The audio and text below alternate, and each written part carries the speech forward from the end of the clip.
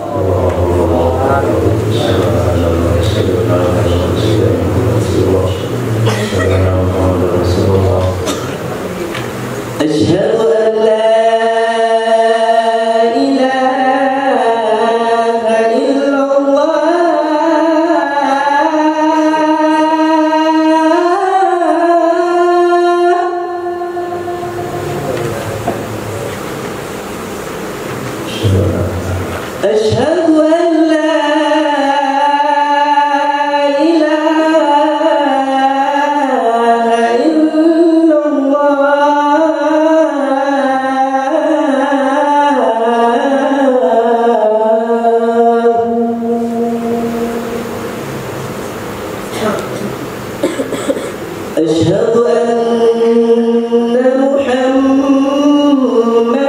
رسول الله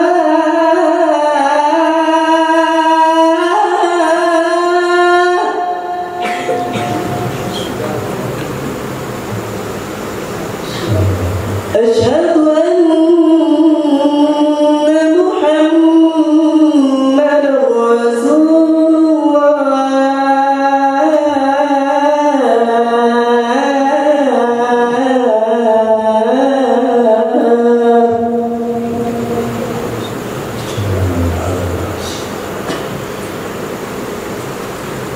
حي على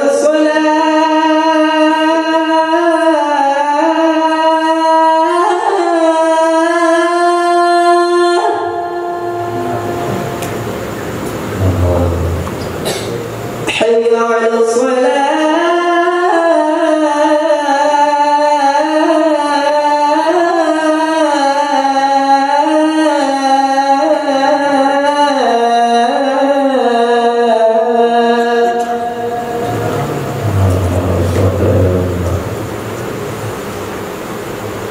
حي على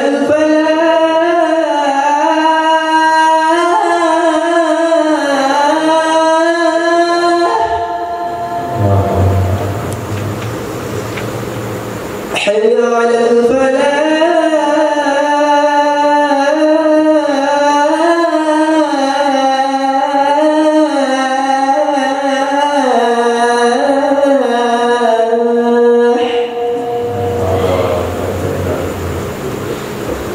الله أكبر الله أكبر لا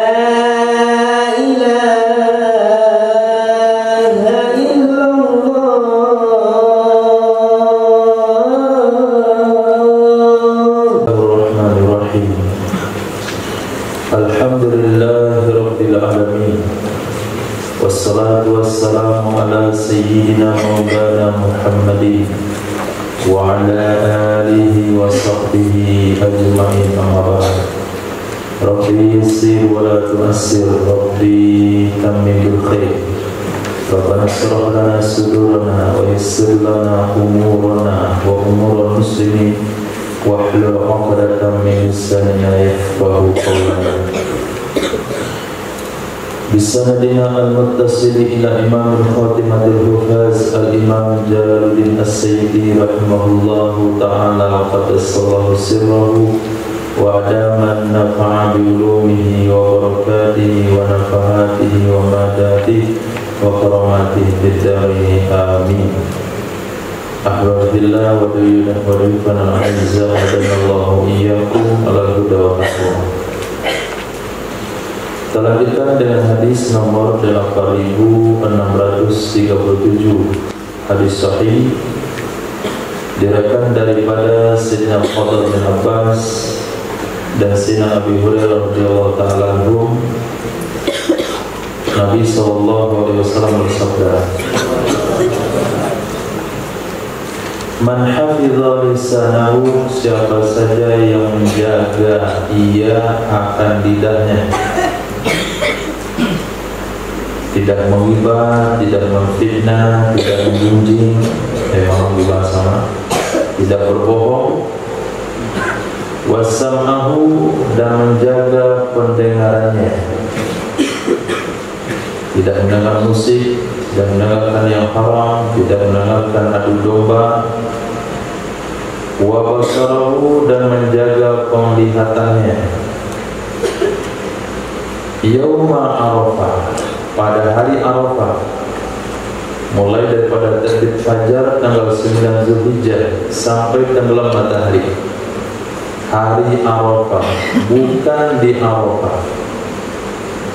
Kalau di Arafah hanya teruntuk kepada orang yang haji saja. Kalau ini enggak, untuk seluruh kaum muslimin. Tanggal 9 Zulhijjah, wufira lahu, itu diampuni baginya seseorang, min Arafata ila Arafah, dari hari Arafah tersebut ke hari Arafah tahun depan, dari hari Arafah tersebut ke Arafah tahun depan. Hadis sahih. Ini salah satu amalan di hari Arafah. Di samping berpuasa tanggal 9 Zulhijjah, juga mempuasakan telinga, tidak mendengar apapun perkara haram, mempuasakan mata, tidak melihat apapun perkara haram, mempuasakan lidah, tidak membicarakan masalah apapun yang haram. Satu hari full, maka dia akan mendapatkan jaminan pengampunan dosa kecil 1 tahun sempurna, dari Arafah hari itu sampai Arafah tahun depan. Nah, lebih dahsyat daripada amalan hari Jumat. Hari Jumat hanya mendapatkan pengampunan dosa 10 hari paling banyak. Itu banyak syaratnya. Pertama, mandi Jumat. Yang kedua, pakai mendekati duduknya dengan mimbar. Kemudian tidak melantai pundak-pundak manusia, mendengarkan isi khutbah, tidak mengantuk dan tidur ketika khatib yang dekat khutbah, maka dia dapat janji tersebut.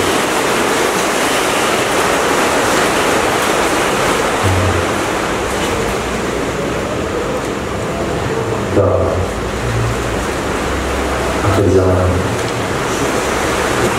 Hadis berikutnya, Nabi SAW bersabda, Allahumma sayyidana sayyidana man khalafa ala yaminin, siapa saja yang bersumpah dia di atas satu sumpah.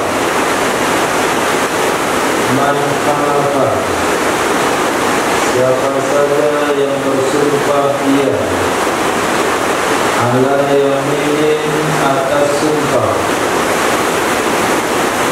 warafa wirafa, lalu dia melihat akan selainnya sumpah, khairan, akan yang lebih baik, minha, darinya sumpah, fayati, maka hendaklah dia melakukan alladhi, akan sesuatu, wa khairan, yang dianya sesuatu itu lebih baik, wal yukaffir, dan hendaklah dia membayar kafarat sumpah, an yaminihi, untuk sumpahnya tersebut. Hadis sahih riwayat Imam Muslim, Imam Tirmizi, Imam Ahmad bin Hanbal, dari Sayyidina Abi Hurairah radhiyallahu anhu.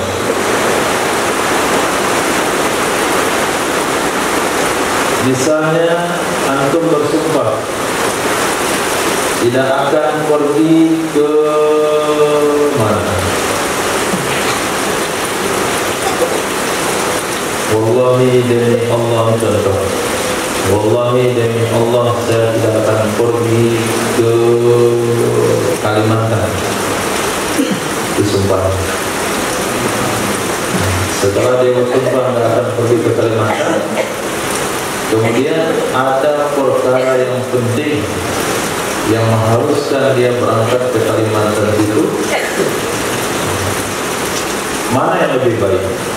Dia bertahan dengan sumpahnya, melepaskan kebaikan tersebut, ataukah dia melanggar sumpah mengambil kebaikan itu? Nabi memberikan saran, langgar saja sumpah tersebut. Kalau memang itu baik, kemudian bayar kafarat sumpah yang sudah dilanggar itu.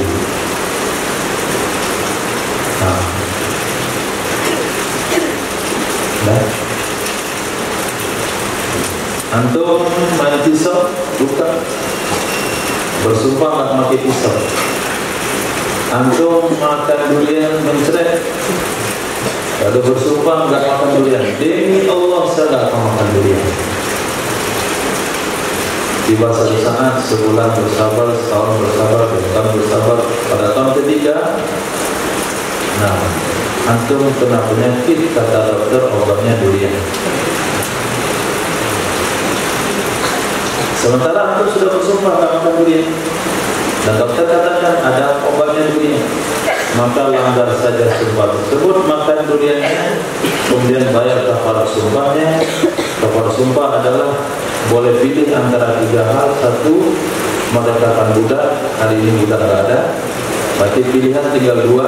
1, puasa. 1, memberi makan 6 orang miskin. 6 orang miskin, 1 orang miskin setengah sok. Ya, ketemu setengah sok.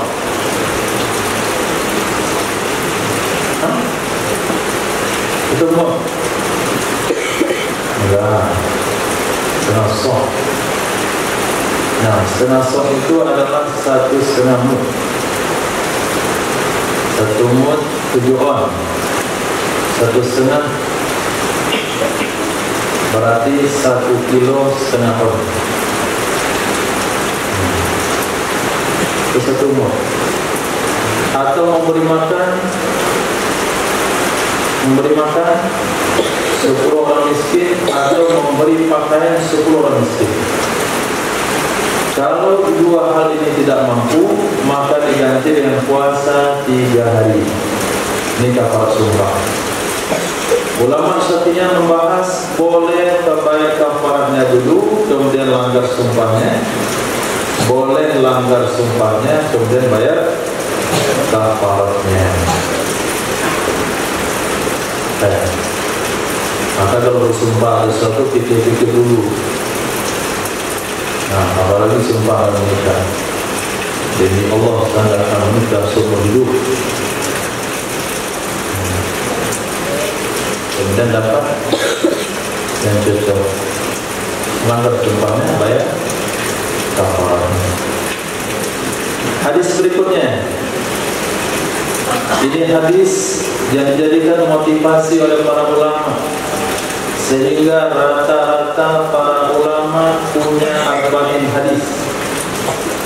Nah, arba'in hadis Imam Nawawi, arba'in Nawawiyah, dan ulama-ulama lain punya arba'in hadis.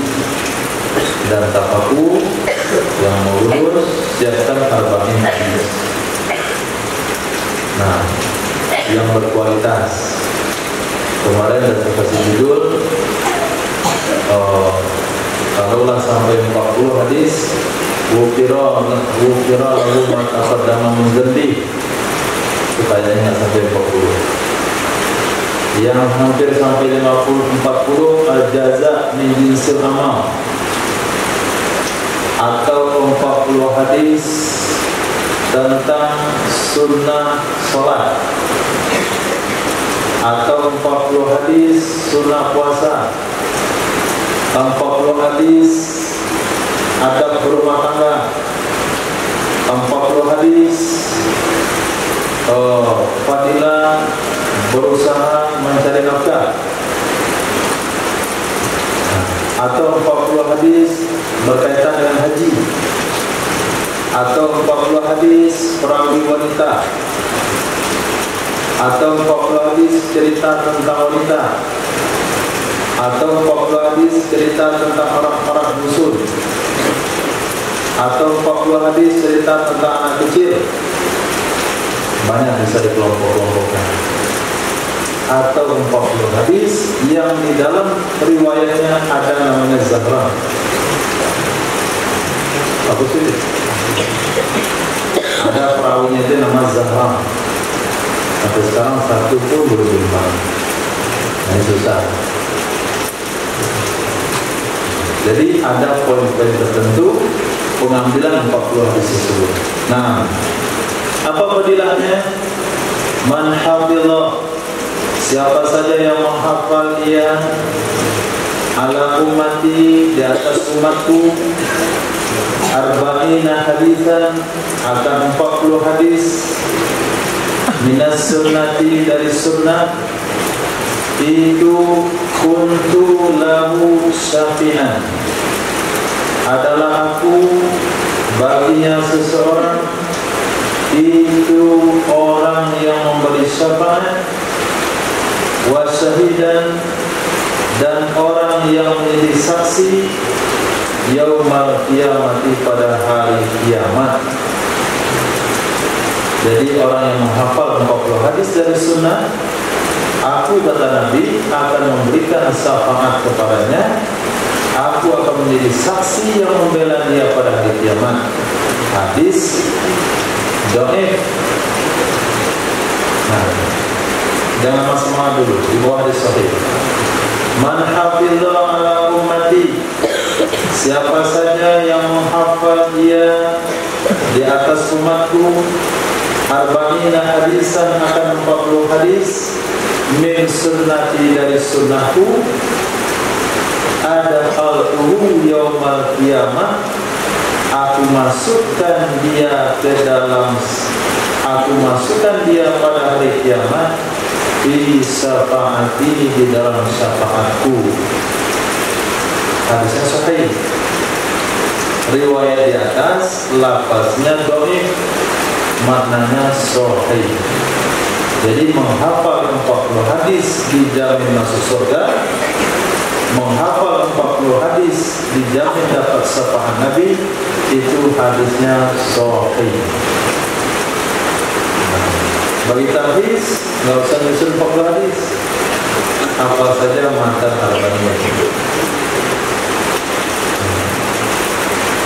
Siapa yang hafal matan arba'in, kemudian bisa disetorkan satu majelis, nanti kita kasih sanad matan arba'in khusus tahfiz.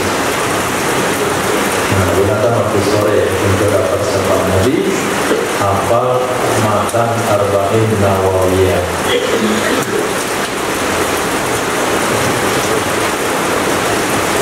Lima orang pertama hadiahnya umroh dan uang sendiri. Itu 5 orang pertama. 40 hadis matan arba'in dan uang sendiri. Kalau antum memang sungguh-sungguh dan bertawasul, ya Rabb, wahai Allah, saya sudah hafal 40 hadis, katanya hadiah umroh dan uang sendiri, pasti diberangkatkan oleh Nabi. Matan arba'in Imam Nawawi. Hadis 40 hadis akan muncul lagi nanti pada nomor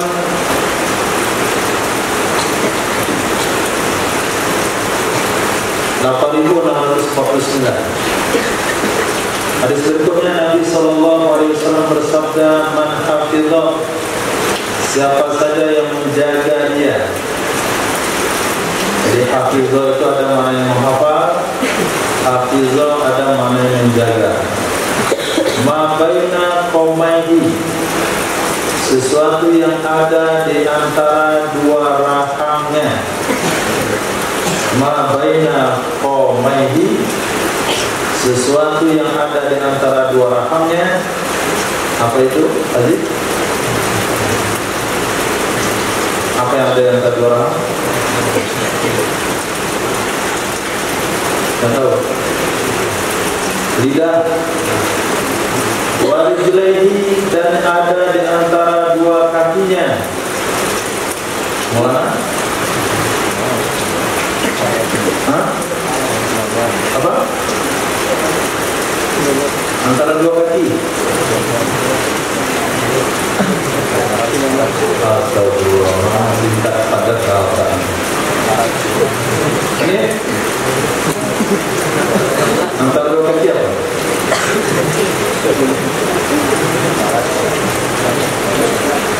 Dakhalal jannata, itu pasti ia masuk surga. Jadi orang yang menjaga lidahnya tidak terlibat kepada perkara haram, yang menjaga kemaluannya tidak terlibat kepada zina, maka dia dijamin masuk surga. Hadis sahih.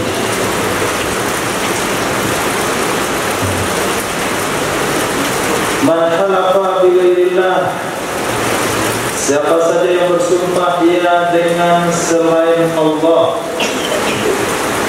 faqad asyrak, maka sungguh dia telah berbuat syirik. Yang bersumpah dengan selain Allah demi gunung Merapi, demi tujuh petala langit, tujuh petala bumi, itu tak boleh bersumpah-sumpah yang halal seperti itu. Yang boleh bersumpah dengan selain Allah hanya Allah. Wasyamsi wal duhaha, demi matahari dan waktu duha. Wal asr, demi masa, demi waktu asar. Wal laili, demi malam. Wal Qur'anil fajr, demi sholat subuh. Hanya Allah yang boleh bersumpah dengan selain Allah. Kalau makhluk harus bersumpah dengan nama Allah, demi Allah. Wa Rabbil Ka'bati, demi Tuhan Ka'bah. Wa Rahmani, demi Ar-Rahman, itu boleh. Tapi kalau bersumpah demi yang lain, maka hukumnya syirik. Bagaimana orang-orang yang mengatakan saya bekerja demi anak-anak? Syirik kan? Saya belajar rajin demi masa depan. Syirik kan? Ya syirik, itu bukan sumpah. Nah, walaupun demi bunyinya, tapi bukan maksud sumpah, sehingga hukumnya tidaklah haram. Man halafa falyahlif bi Rabbil Ka'bati, siapa saja yang bersumpah, maka hendaklah dia bersumpah dengan Rabbil Ka'bah, demi Tuhan Ka'bah. Demi Allah itu kan Allah satu saja. Apa saja kalimat yang bermakna Allah. Apakah nama Allah yang 99? Apakah Rabbil Ka'bah, Rabbi Muhammadin, Rabbi Musa wa Harun? Yang maknanya khusus kepada Allah itu hukumnya boleh. Man halafa ala yamini sabrin, siapa saja yang bersumpah dia di atas sumpah sabar. Man halafa, siapa saja yang bersumpah dia ala yamini sabrin, di atas sumpah sabar. Sumpah sabar itu adalah sumpah yang diajukan di pengadilan, itu namanya sumpah sabar. Yang qati'u biha, yang dia mengambil biha dengan sumpah, malam ri'i muslim, akan harta seorang muslim, akan harta seorang muslim. Huwa fiha fajir, bermula dianya seseorang, padanya sumpah itu bohong. Laqiyallaha, itu bertemu dia orang tersebut dengan Allah Subhanahu wa taala, wa huwa alaihi ghadban, dan dianya Allah atasnya seseorang itu marah. Hadis ini terdapat dalam kutubus sittah, Bukhari, Muslim, Abu Dawud, Tirmidzi, Nasa'i, Ibnu Majah. Ada aturan yang diberikan oleh Nabi dalam sebuah pengadilan dengan hadis beliau berbunyi al-bayyinah 'alal mudda'i, saksi dihadirkan oleh orang yang menuduh. Kalau sekiranya orang menuduh tidak punya saksi, wal yaminu 'ala man ankara, sumpah diberikan kepada orang tertuduh. Ketika orang yang menuduh tidak punya saksi, diberikanlah sumpah kepada orang tertuduh apabila orang tertuduh mau bersumpah, maka harta benda yang dituduhkan yang ada pada tangannya itu bukan hak dia, tapi karena dia mau bersumpah maka pengadilan akan memutuskan itu adalah hak dia. Nah, berarti dia telah bersumpah bohong, dan dengan sumpah itu dia telah mengambil harta seorang muslim, maka dia pada hari kiamat bertemu dengan Allah kepadanya marah. Nah, kalau sekiranya antum tidak berani pulang ke rumah ketika orang tua marah, bagaimana kira-kira kalau pulang ke akhirat Allah yang marah? Kalau Allah yang marah mau diadukan sama siapa? Bapak marah lapor sama ibu, bisa ibu bujuk bapak. Ibu marah lapor sama bapak, bisa bujuk ibu. Mak bapak marah lapor sama nenek, nenek keluarkan atau kakek keluarkan akteton. Saya perintahkan kamu untuk tidak memarahi anaknya. Nah. Tapi kalau Allah yang marah, siapa yang akan memberikan syafaat? Siapa yang bisa memberikan pembelaan? Maka jangan pernah bersumpah atas kebohongan. Man halafa ala yaminin, siapa saja bersumpah di atas satu sumpah, lalu dia mengatakan insya Allah istasna, maka sungguh dia telah mengecualikan.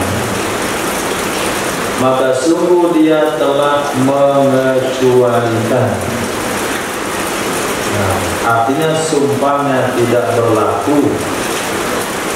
Demi Allah, saya tidak akan makan petai insya Allah. Nanti ketika dia makan petai, dia tidak wajib membayar kafarat sumpah. Hal ini yang kita bahas tadi siang di dalam kitab nikah. Ketika seorang suami mengatakan sama istrinya, anti tolikun talasan insya Allah, kamu jatuh talak 3 insya Allah, maka talak suami tidak jatuh karena ada insya Allah. Nah, ini dasar hukumnya. Siapa saja bersumpah lalu mengatakan insya Allah, maka sungguh dia telah mengecualikannya. Man halafa bil amanah falaysa minna, siapa saja yang bersumpah dengan amanah, maka dia bukan golongan kami. Siapa saja yang bersumpah dengan amanah, maka dia bukan golongan kami. Amanah yang dimaksudkan di sini adalah perintah-perintah Allah. Demi sholat 5 waktu, demi puasa Ramadan, demi zakat fitrah, demi iktikaf. Kalau dia bersumpah dengan perintah-perintah Allah, maka dia bukan golongan kami. Bukan golongan kami maksudnya bukan umat Nabi SAW. Dia tidak termasuk orang yang bertakwa.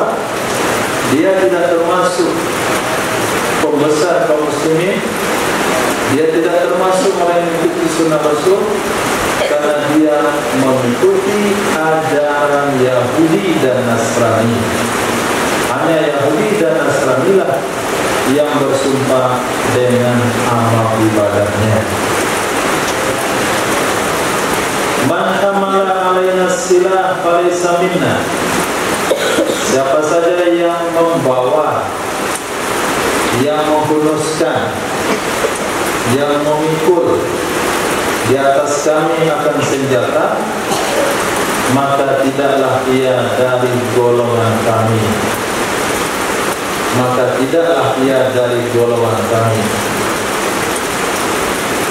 Jadi orang yang memerangi kaum muslimin, apakah pemerintahan kaum muslimin, apakah masyarakat muslim, berperang dengan senjata, maka dia bukan golongan Nabi.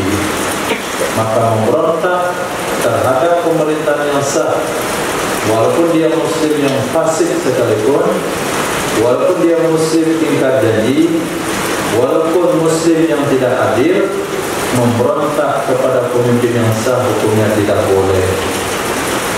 Nah, untuk menghindar dari hadis yang seperti ini, maka ulama menyarankan kalau memberikan senjata kepada kawan, jangan menyerahkan mata pisaunya atau mata senjatanya, tapi berikan gagangnya. Karena kalau kawan tidak pisau, punya pisau itu ini, atau pegang gagangnya, kemarakan senjatanya, berarti telah termasuk bentuk menghunuskan senjata tajam kepada muslim, maka dia bukan lagi. Kalaulah itu bukan perkara yang disengaja, minimal dia telah menyerupai amalan yang tidak disukai oleh baginda Rasul. Maka kalau bisa senjata diserahkan, disarungkan dulu, atau kalau ada sarungnya berikan gagangnya. Nah, termasuk insir, berikan bagian pangkalnya. Termasuk campur, berikan hulu campurnya. Gergaji, gagangnya. Sendok, garpu, tangkainya. Nah, itu pengembangan pemahaman yang disampaikan oleh para ulama atas hadis ini. Hadis berikutnya Nabi SAW bersabda, "Man hamala, siapa saja yang memikul dia, bijawanihi sariri arba, dengan sudut ranjang yang keempat." Jawani, sudut sarir ranjang, secara otomatis akan lahir taubat darinya.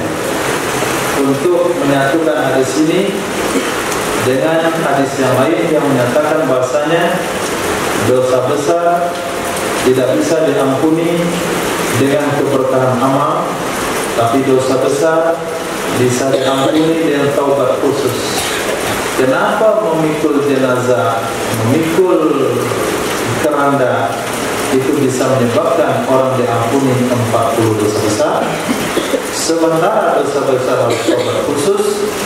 Mana yang tersirat dari hadis ini adalah biasanya orang yang memikul keranda jenazah akan lahir taubat dari dirinya. Apalagi sampai ke kuburan, apalagi sampai menidurkan di dalam liang lahat, itu akan melahirkan taubat. Nah, kalaulah kematian tidak bisa merubah kehidupan seorang muslim, maka tidak ada lagi cara lain yang lebih ampuh merubah kehidupannya. Maka yang pulang dari penguburan jenazah, kalau tidak merubah kehidupannya, maka tidak ada nasihat yang lebih kuat daripada itu. Kematian itulah nasihat yang paling mujarab. Maka di antara ulama sufi, mereka mentarbiyah dirinya dengan tidur dalam kubur. Bahlul itu hari-hari bermain, maupun bermain di sini adalah menempati kawasan kuburan. Zuru kuntu nahitukum an ziyaratil kubur falam fazruha fa innaha tudzakirukum al-akhirah. Dulu saya pernah larang kalian ziarah kubur, sekarang ziarahilah, itu akan mengingatkan kepada akhirat. Jadi kalau dia bawa jenazah itu, dia kepikir satu saat dia akan masuk dalam keranda. Ketika dia masuk dalam keranda, maka tidak ada lagi masa untuk berbuat kebaikan. Timbullah taubat. Itulah yang dimaksudkan 40 makhluk dosa besarnya diampuni oleh Allah, karena memikul keranda akan melahirkan taubat nasuha. Ini hadis lengkap yang tadi. Man hamala min ummati, siapa saja yang menghafal dari umatku arba'ina hadisan, akan 40 hadis, ba'atsahullahu, itu membangkitkan akannya seseorang oleh Allah pada hari kiamat, faqihan aliman, menjadi seorang faqih yang alim. Dia akan dibangkitkan nanti di rombongan para ulama. Dia akan dikumpulkan di mahsyar bersama orang faqih yang alim. Itu bagi yang menghafal 40 hadis Nabi. Besar fadilah menghafal 40 hadis Nabi. Mulai menghafal matan arba'in, kemudian paham maksudnya. Kalau disuruh khutbah mendadak pun 40 materi yang belajar. Disuruh khutbah, ketika pakai hujan, berhalangan nggak datang, minta jadi khatib. Siapa sandi gagal jadi khatib? Yang lain sakit perut. Nah, kenapa nggak ada ingat satu pun materi pengajian? Hadis nggak ada ingat, takut bila hadisnya hilang. Tapi kalau sudah mungkin hafalan 40 hadisnya, kalau disuruh 4 kali khatib, 40 kali khutbah hari itu pun siap, karena ada 40 hadis yang mau dibaca. Hadis berikutnya Nabi SAW bersabda, man hamala, siapa saja yang memikul, siapa saja yang membawa silatahu, akan barang belanjaannya, faqad bari'a minal kibri, maka sungguh telah terlepas dia seseorang dari sombong. Maka sungguh telah terlepas dia seseorang dari sombong. Apalagi, nah, antum yang sudah berasa belanja di pasar. Belanja di pasar, nenteng barang di pasar itu menghilangkan kesombongan. Nah, tapi kalau dia yang punya barang, orang lain yang bawain, kalau dia yang dia bawa dia merasa malu, berarti dia sombong. Tapi siapa saja yang belanja, kemudian dia mau menenteng barang belanjaannya sendiri, berarti orang itu sudah terlepas daripada sifat sombong. Berarti baginda Rasul SAW memberikan salah satu cara untuk mencek kesombongan dalam hati kita. Nah, malu nggak kita bawa barang belanjaan sendiri? Nah, mungkin hadis ini nggak terlalu berat kalau antum malah senang bawa barang sendiri. Jadi pulang dimakan, banyak bawa. Itu ada punya Usama satu karung dari pesisir. Tahunnya itu baru datang. Itu bawa sendiri, dia hilang langsung sama. Bawa keliling di pondok. Nah, man hamala akhahu, siapa saja yang memberikan jaminan, siapa saja yang memberikan tanggungan atau bantuan, akhahu akan saudaranya, ala sisnya, atas tali sendal,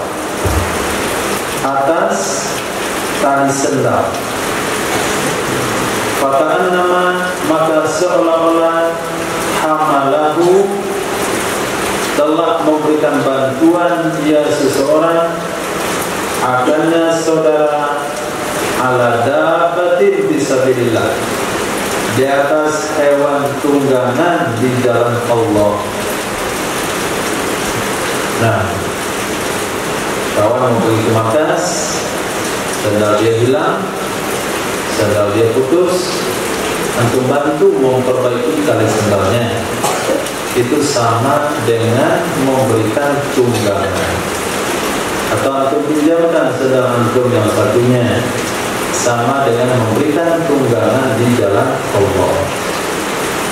Nah, kenapa? Karena sandal adalah bagian dari kendaraan. Nah, kata Nabi, sandal adalah bagian dari kendaraan. Jadi setiap kita punya kendaraan masing-masing. Minimal kendaraan adalah sandal, kecuali yang nggak punya sandal.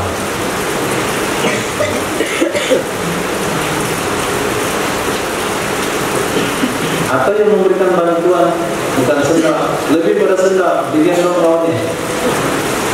Itu sama memberikan hewan tunggangan. Bahkan dia pun bersedia menjadi dabbatul haq.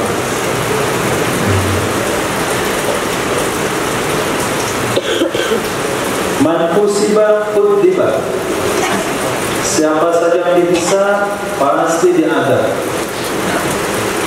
Hadis hasan, siapa saja yang dihisab pasti diadab.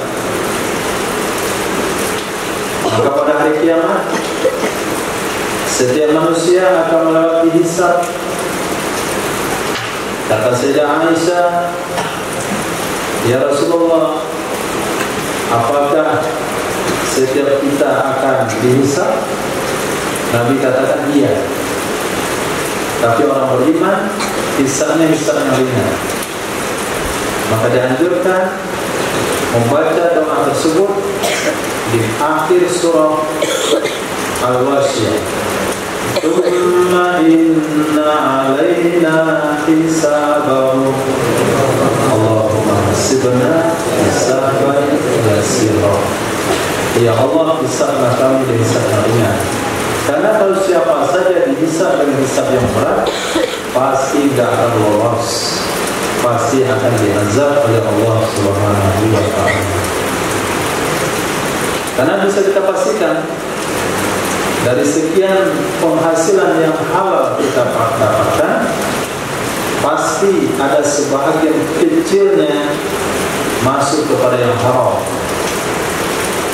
Nah, kasih jajan oleh orang tua, pergi minta uang untuk berenang, disisain berapa? 2.000 rupiah. Nah, dia beli sebatang rokok. Maka dia tidak akan lewat dari hisab pada hari kiamat. Mungkin dia mempergunakan uangnya untuk yang halal semuanya, tapi pasti sumbernya ada sedikit yang haram, minimal yang subhat. Maka Nabi tegaskan, siapa yang dihisab pasti diazab. Yang tidak diazab adalah orang yang dapatkan hisab yang ringan. Hisab yang ringan itu kalau catatan amal dicek secara global. Nah, setelah catatan kita, mereka hanya dia begini saja. Nah, lulus. Jadi kalau cek satu-satu, itu bakalan nggak lulus. Man khawfa adlaja, siapa saja yang takut. Man khawfa, siapa saja yang takut dia itu adlaja. Adlaja artinya berjalan di awal malam.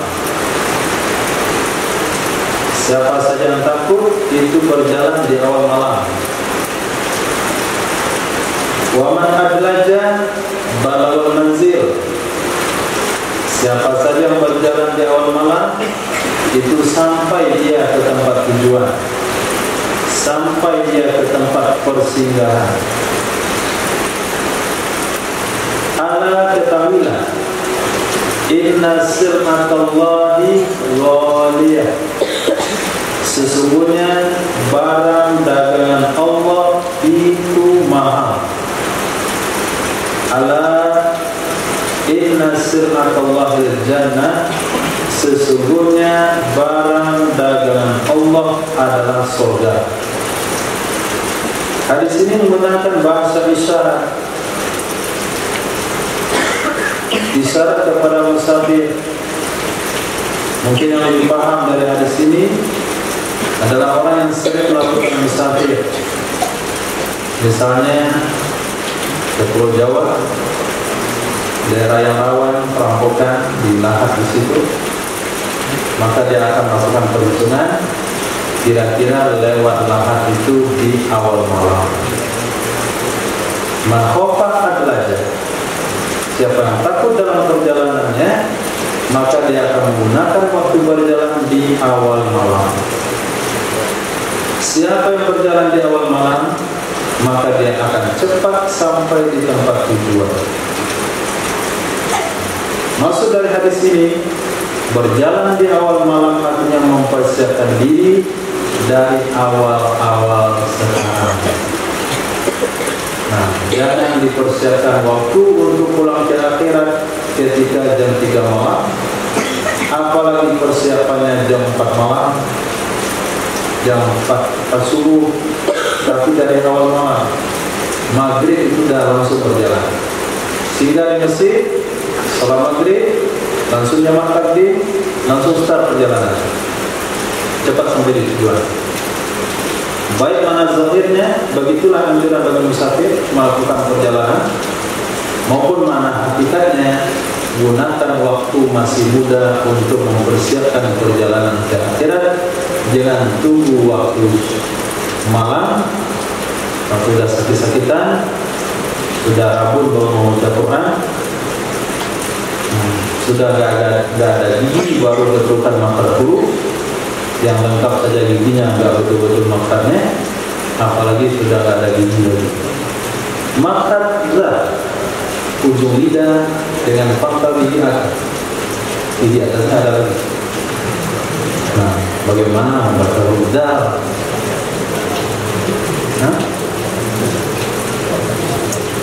Halnya udah tidak ajaluhum, gigi nggak ada.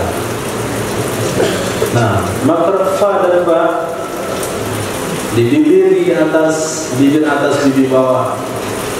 Nah, ba.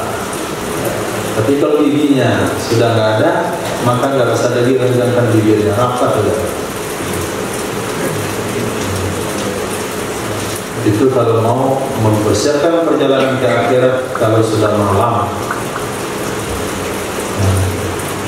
Salah-salahnya diri kaki, dari kakinya ada merapat, nggak bisa lagi masuk telunjuk sih.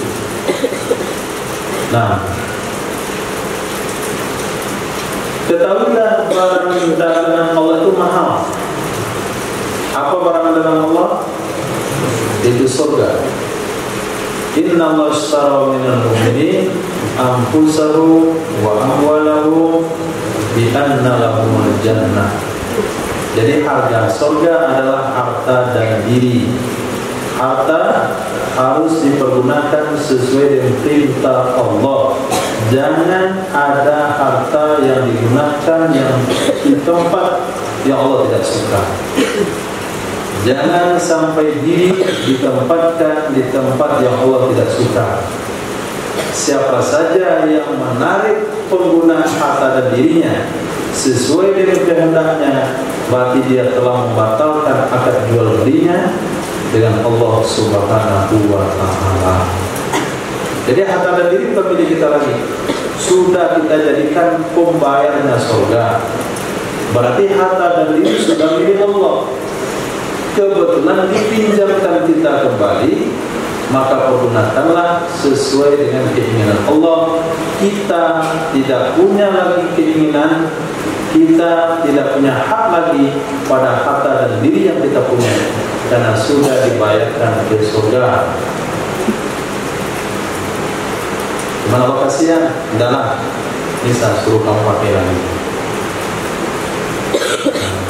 Maka memakai harta dan diri, karena itu sudah menjadi punya Allah, maka harus sesuai dengan kehendak Allah, tidak lagi dengan kehendak kita.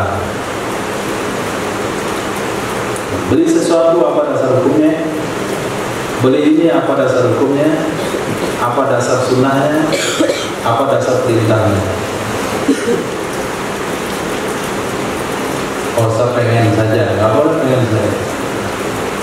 Minimal dasar perintahnya as-sa'a was-sa'a. Minimal dasar perintahnya adalah dia berbuyu.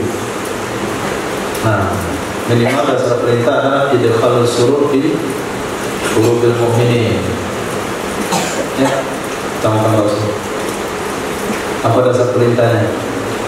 Idkhalus surur fi qulubil mu'minin, memasukkan rasa senang kepada orang beriman.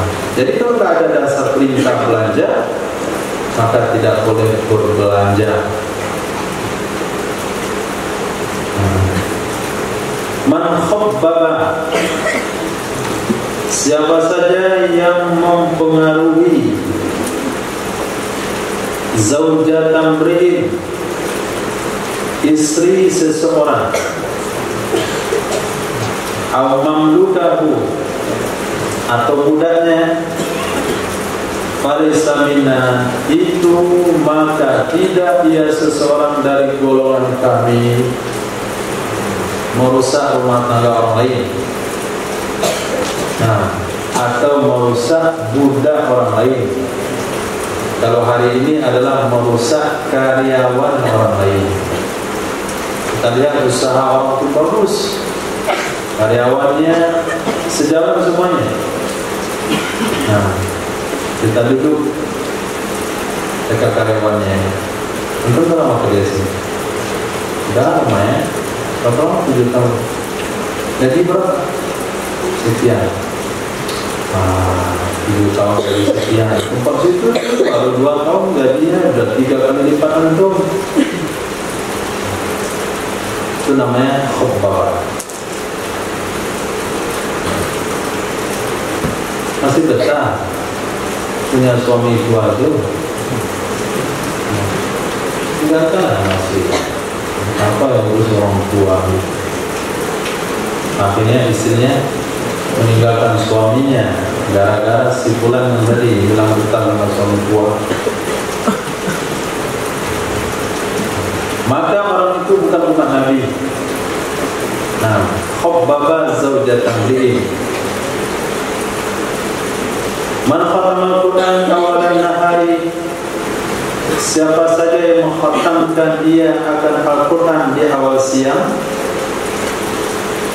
Man khatamal Qur'ana, siapa saja yang mengkhatamkan dia akan Al-Quran di awal siang, sallat alaihil malaikatu hatta yumsiya, niscaya mendoakan atasnya seseorang oleh malaikat sampai sore.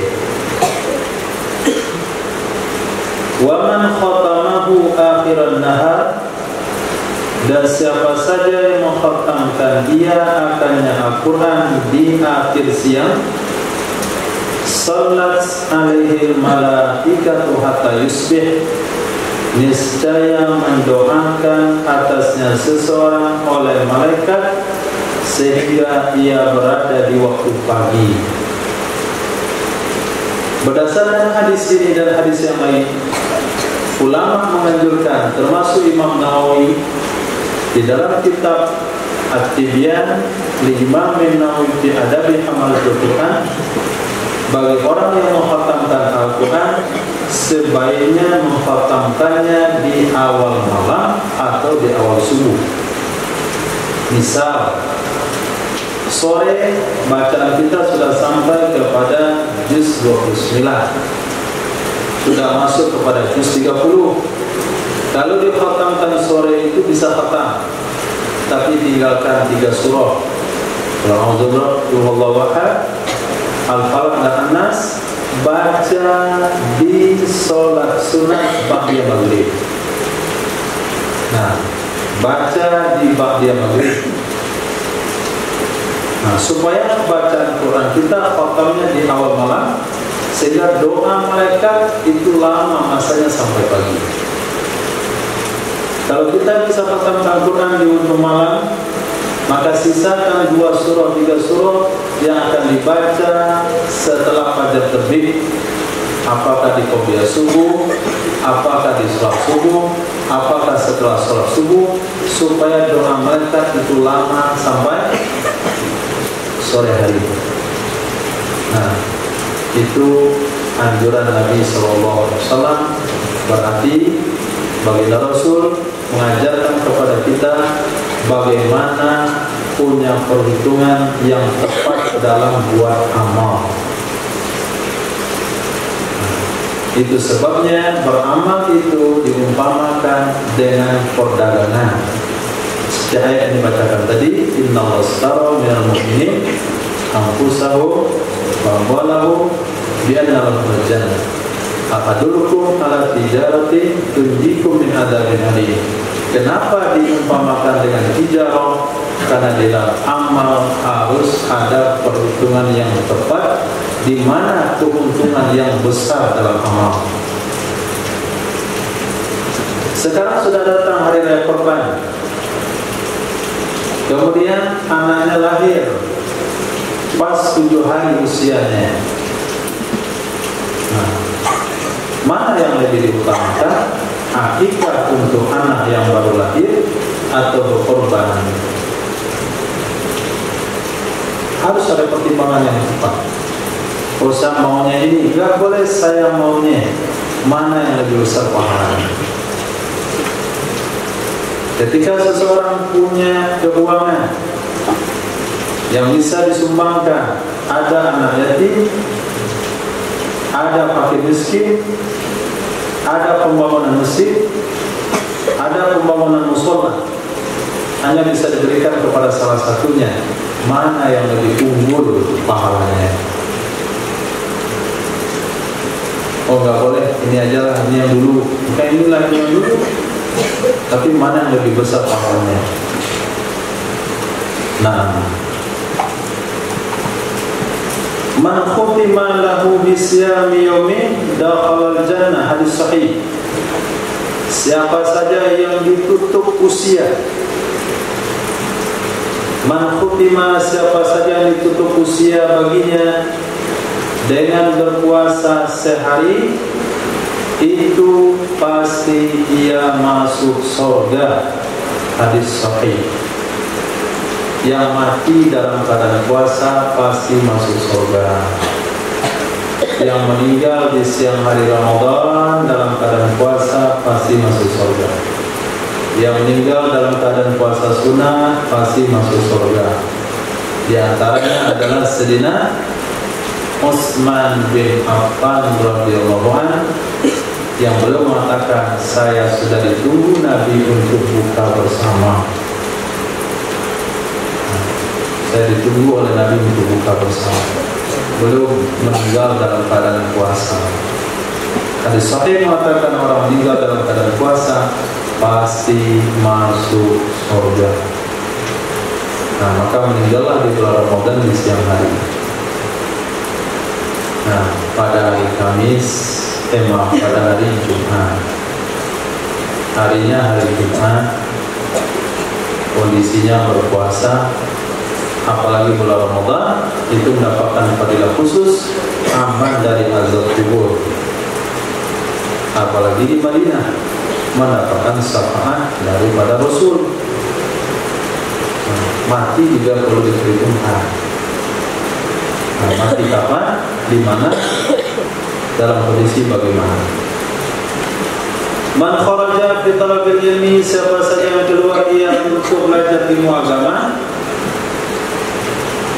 wa huwa fi sabilillah, maka bermula dia seseorang itu ada di jalan Allah, hatta hatta yarji'a, sehingga dia pulang, sehingga dia kembali. Nah, antum yang luar kota selama ada di Mahat itu fisabilillah sampai pulang. Kalau sudah pulang bisa sadar fisabilillah, bisa fisabilillah syaitan, tergantung amalan antum di rumah. Nah, kalau itu gua sama kawan fisabilillah syaitan, itu orang tua ketika di masjid tetap fisabilillah. Tapi kalau di sini antu aja tiap waktu dia fisabilillah. 1 tahun setengah juz fisabilillah. Nah, 1 tahun setengah juz, tapi dia akan khatamkan 60 tahun baru wisuda. Selagi di pondok fisabilillah. Pertama datang orang panggil dia adek, lepas itu panggil dia orang udah, lepas itu udah om, udah kakek ya, baru sudah fisabilillah. Jadi nilai berada di pendidikan agama bukan hanya sekedar berapa ilmu yang didapat, bukan hanya sekedar berapa Al-Quran yang dihafal. Itu nilai khas, nilai yang umum, yaitu ada di jalan Allah. Nggak masuk-masuk mau apa? Sekian cara, duduk, tidur, berdiri, tidur, suruh tidur lagi. Apa depan, hilang depan, apa 2 juz, hilang 3 juz, fisabilillah. Orang zikir dia, mulutnya rapat, cibir begitu saja. Itu orang-orang kayak itu tetap fisabilillah itu. Nah, nggak ada satupun kemajuan sama sekali. Tapi kalau niatnya belajar agama, fisabilillah, itu nilai khusus. Nah, apalagi ada yang ditambah sehari setelah sahabat sehari 30 hari selesai, sebulan persiapan, 2 bulan di sini kubro. Itu belum ada yang cetak sejarah, itu boleh buat. Nah, mewarnai rambut dan jenggot kodok. Kodok itu ada mananya memakai inai di tangan. Kalau di sini mananya mewarnai rambut dan jenggot bisawadi dengan warna hitam. Sawadallahu wajhahu yawmal qiyamah, itu menghitamkan oleh Allah Subhanahu wa taala akan mukanya seseorang pada hari kiamat. Nah, jadi mewarnai jenggot, mewarnai rambut yang sudah beruban, hukumnya sunnah. Membiarkan jenggot dan rambut putih itu juga tidak sunnah. Ketika Sayyidina Abi Quhafa masuk Islam, Nabi memerintahkan kepada Sayyidina Abu Bakar untuk mewarnai rambut bapaknya Sayyidina Abu Bakar tersebut. Dan Nabi memberikan perintah warnanya cuma 2, merah dan kuning. Nah, merah dan kuning, jangan masuk hijau, apalagi oranye, nah, apalagi hitam. Tapi kalau hanya pengobatan tidak ada masalah. Ada sampo, kalau dipakai rambutnya asli hitam, berubah uban jadi rambut, nggak apa-apa. Tapi kalau samponya melapisi warna putih menjadi hitam, walaupun tidak menghalangi air sampai ke pakar rambut, walaupun dia meresap ke dalam tanah itu hinai, memang mandi junubnya, mandi haid nasab, tapi memilih warna hitam itu dosa. Nah, memilih warna hitam adalah dosa, kecuali dalam satu keadaan, ketika tentara Islam mau perang, ternyata ada tua-tua semua, itu boleh mewarnai dengan inai hitam supaya kelihatan muda di medan tempur. Al-harbu qud'ah, perang adalah tipu daya. Selain daripada itu tidak boleh mewarnai umban dengan warna hitam, termasuk ketika melamar.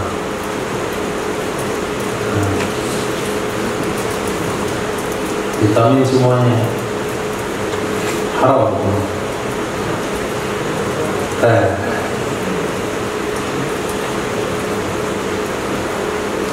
Jadi kalau banyak baru satu-satu itu juga nggak sunnah diwarnai. Kalau rambut nggak sunnah diwarnai. Yang sunnah itu uban. Rambut tidak sunnah diwarnai. Untuk pula rambut hitam pirangkan warna kuning itu tidak sunnah. Itu orang tidak bersyukur. Sudah dikasih warna yang bagus hitam di rambut, dia buat warna pirang. Ini sunnah Nabi, itu salah. Sunnah Nabi uban, bukan rambut. Apalagi warnanya hijau.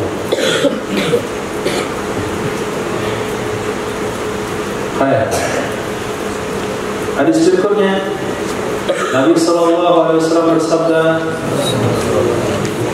"Man khalaqahullahu," siapa saja yang menciptakan akannya oleh Allah Subhanahu wa taala, liwahidatin, bagi satu dari manzilataini, dua tempat.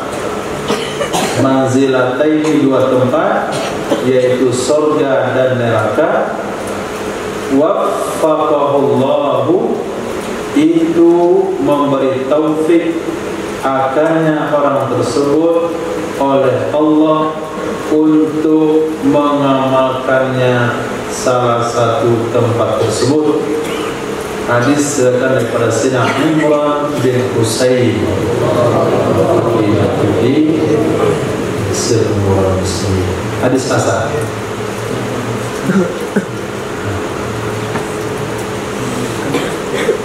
Jadi kata para ulama, Sayyidina Imran bin Husain itu salah satu sahabat yang mendapatkan salam dari malaikat di jalan-jalan, di rumah-rumah.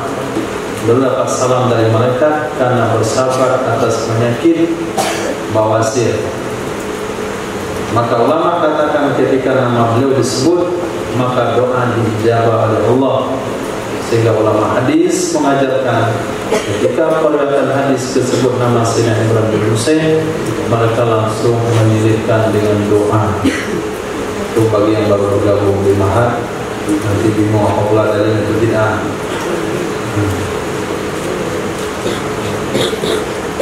Karena beramal harus tahu dalilnya. Apa itu? Kenapa? Apa yang baca? Kenapa baca ini? Kenapa saya Abu Bakar nggak baca? Nah, itu keistimewaan nama Sayyidina Imran bin Husain.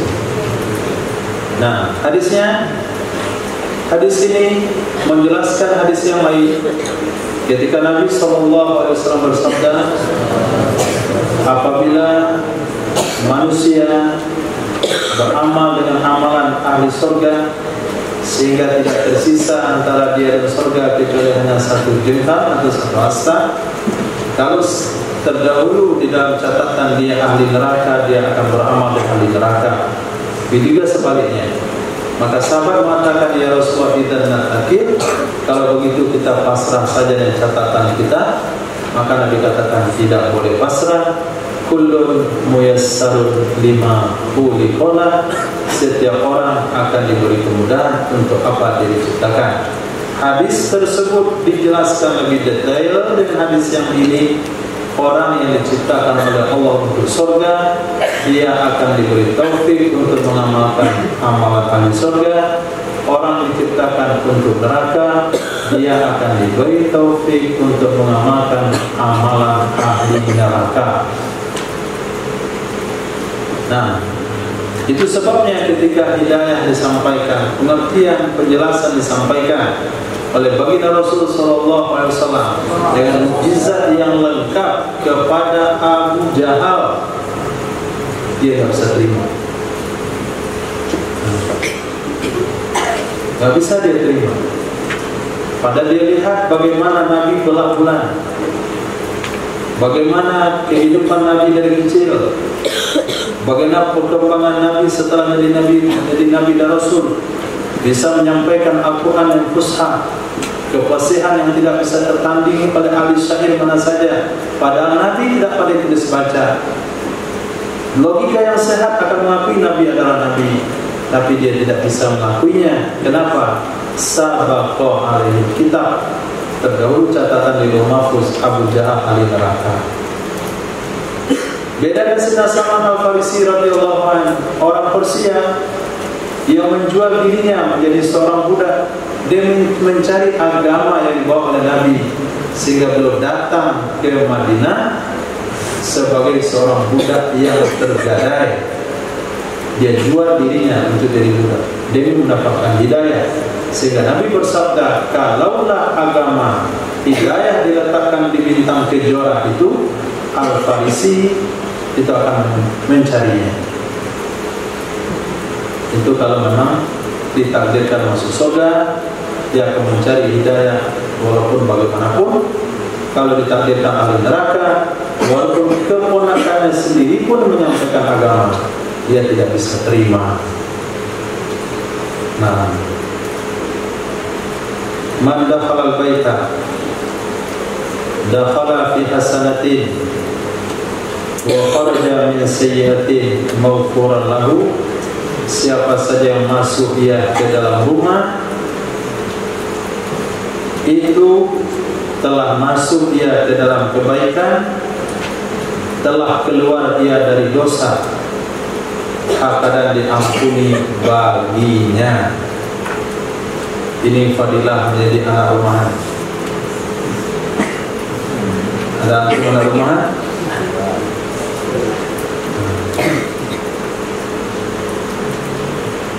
Kalau nggak ada kegiatan di mana-mana pun, atau tidak ada kegiatan positif di luar rumah, maka cara terbaik menyelamatkan agama dan amal adalah masuk rumah. Man dakhala baitan, yang masuk ke dalam rumahnya, mati dia sedang masuk ke dalam kebaikan, telah keluar dari dosa dalam keadaan diampuni.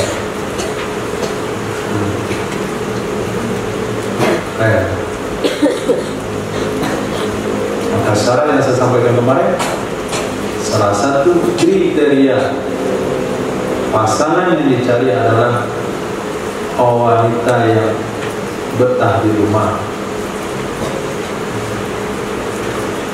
bukan wanita yang pergi malam minggu atau yang sering hadir pengajian. Itu bukan ciri khas, bukan nilai baik, bukan sebuah penilaian unggul. Kalau ada wanita itu rajin yang mengaji, tapi akbar itu hadir dia, tapi akbarnya hadir, pengajian ini hadir, tiap malam dia keluar rumah hadir pengajian. Itu tidak masuk standar penilaian yang baik. Kecuali dia pergi dengan bapaknya, pergi dengan abangnya, pergi dengan keluarganya. Tapi kalau dia sendiri pergi, itu bukan penilaian yang baik. Yang baik itu adalah yang jarang keluar rumah. Nah, hadis ini riwayatnya Hasan, yang masuk rumah berarti sudah masuk dalam kebaikan. Maka perlu di rumah ada sumber-sumber kebaikan. Yang malah rumahnya lebih parah daripada di luar rumah. Nah, buka kulkas, ada minuman mau buka. Dalam kamar lengkap dengan PlayStation dan internetnya. Nah, pergi ke dapur lengkap dengan makanan. Pergi ruang tamu ada anjing mainan. Itu bukan rumah itu yang dimaksudkan. Nah, rumah yang melengkapi syarat-syarat seperti rumah seorang muslim. Man dakhala al-hammam bi ghairi mi'zarin, siapa saja yang masuk ia ke dalam hammam, kolam renang, bi ghairi mi'zar, tanpa sarung. Dengan tanpa sarung, bukan dianjurkan pakai sarung ya.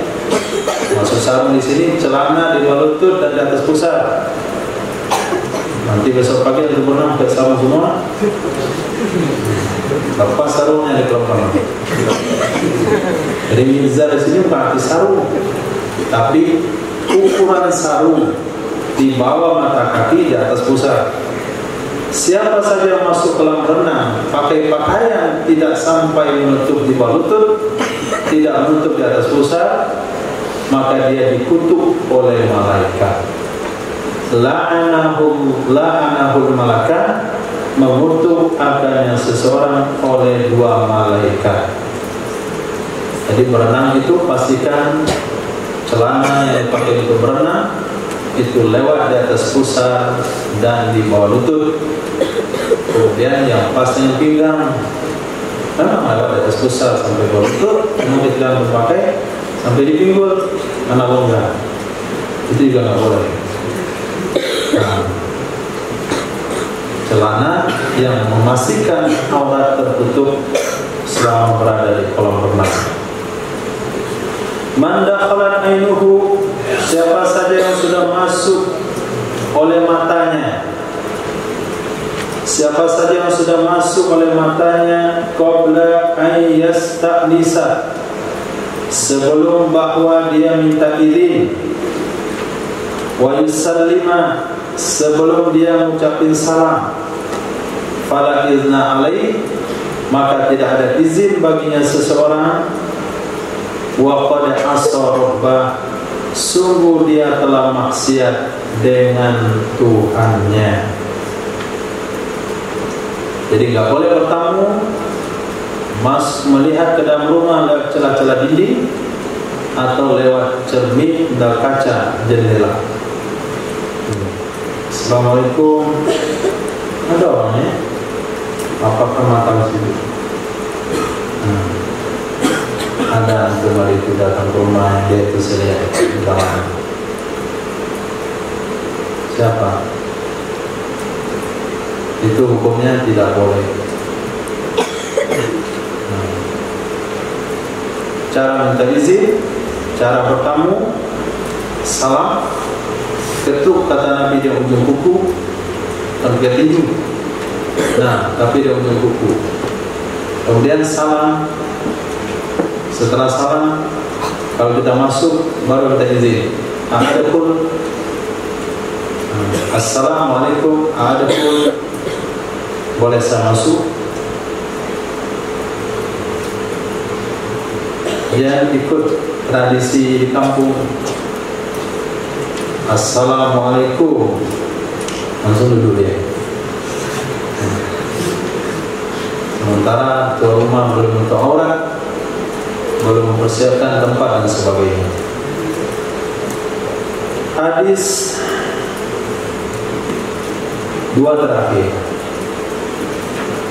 Man da'a ila hudan, siapa saja yang mengajak kepada bimbingan atau hidayah, siapa saja yang mengajak kepada hidayah, kana lahu minal ajri, itu ada baginya seseorang dari pahala misla ujuri man tabi'ahu, seperti pahala orang-orang yang mengikuti ia akannya orang.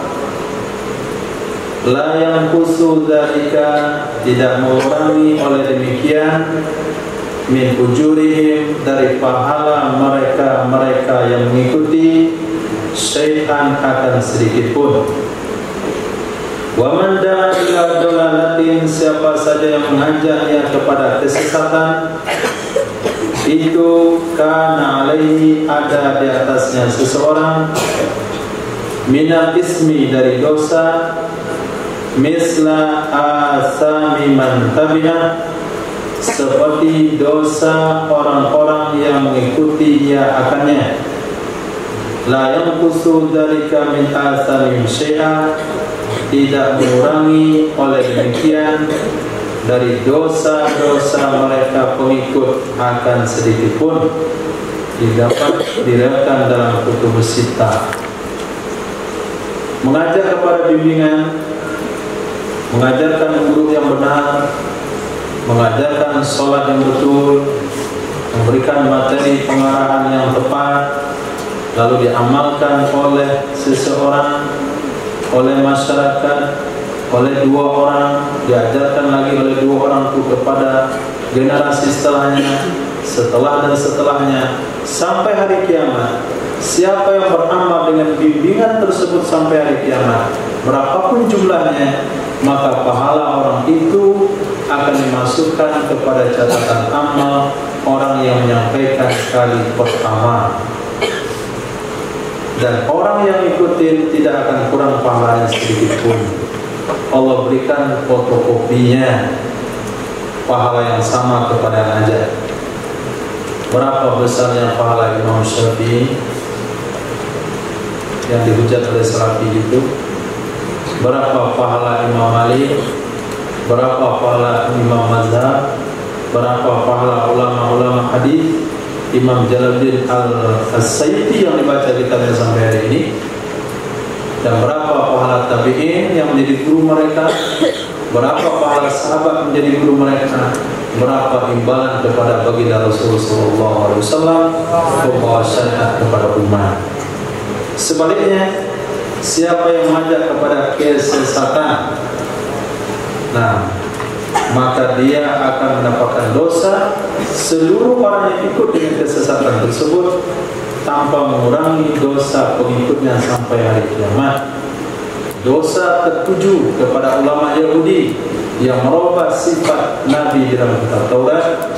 Dosa tertimbun kepada ulama Nasrani yang merubah kitab Injil tentang sifat baginda Nabi Muhammad sallallahu alaihi wasallam. Begitu juga yang lain-lainnya.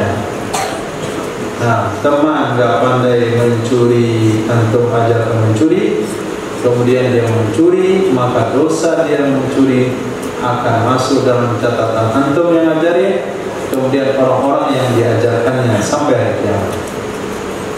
Teman tidak pernah dapat kecandu rokok, tapi antum ajarkan dia merokok sehingga dia perokok berat, kemudian anaknya menjadi perokok berat, cucunya menjadi perokok berat, maka dosa dia, dosa anaknya, dosa cucunya dan anak-anaknya sampai hari kiamat masuk kepada guru rokoknya. Teman itu nggak pandai buka internet. Kemudian antum pandai, antum ajaran gini caranya. Menggunakan WhatsApp begini, menggunakan Facebook begini, cari kawan di Facebook begini. Hanya dia pandai. Kemudian diajarkan kawan yang lain, diajarkan kepada yang lain, diajarkan kepada kawan yang lain.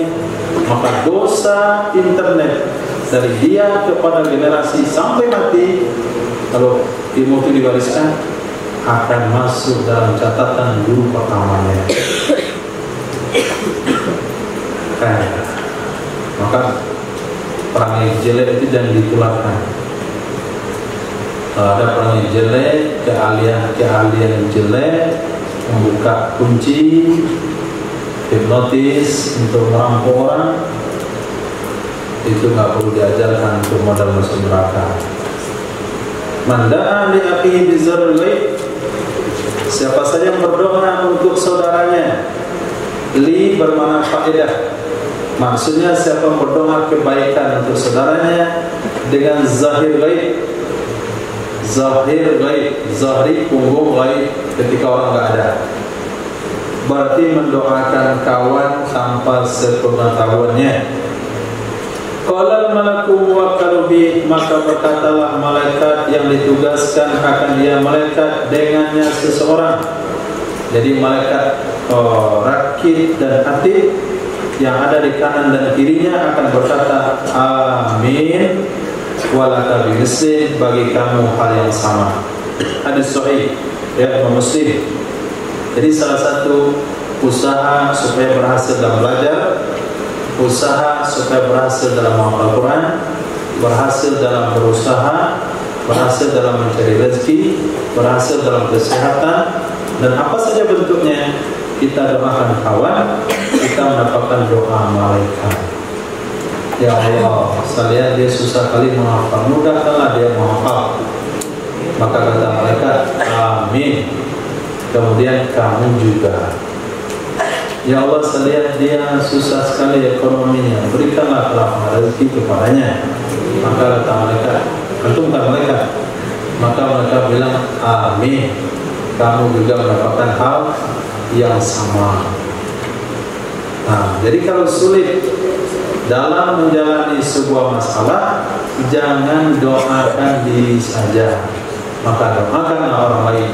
Sehingga siapa yang mendoakan keampunan kepada kaum muslimin sebanyak 27 kali setiap hari, maka dia dilantik menjadi waliullah.